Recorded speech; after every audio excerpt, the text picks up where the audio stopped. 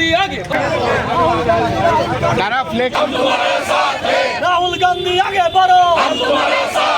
Custom থেকে রাহুল গান্ধীর অবদানের জন্য রাহুল গান্ধীকে জানাই। সকলেই জানেন যে এই দেশের বিরোধী দলনেতা এবং জননায়ক শ্রী রাহুল গান্ধীজি বিগত 4 বছর ধরে কাস্ট সেন্সাস নিয়ে লড়াই করছেন এবং পার্লামেন্টে কাস্ট সেন্সাসকে নিয়ে উনি বিল পাস করানোর জন্য আবেদন করেছিলেন এবং যখনই উনি এই জাতি জনগণনা নিয়ে কথা বলেন তখনই পার্লামেন্টে ভারতীয় জনতা পার্টির বাকি সাংসদরা ওনার ওপরে কুরুচিকর কথা হাসি মজাক এবং সাথে সাথে নোংরা কথাও বলেছেন। তার উদাহরণ হয়েছে অনুরাগ ঠাকুর ওনাকে একবার বলেছিলেন যখন উনি কাস্ট সেন্সাস নিয়ে কথা বলেছিলেন পার্লামেন্টে, ওনাকে বলেছিলেন যে যার নিজের জাত জানে না সে আবার জাতি জনগণনার কথা বলছেন। আজকে তার অবসর ঘটেছে। আমরা দেখেছি যে কালকের ক্যাবিনেট মিটিংয়ের মধ্যে এই সিদ্ধান্ত বাধ্য করেছে ভারতীয় জনতা পার্টিকে যে রাহুল গান্ধীর যে কাস্ট সেন্সাস যে ডিমান্ডটা ছিল সেটা তারা মেনে নিয়েছে এবং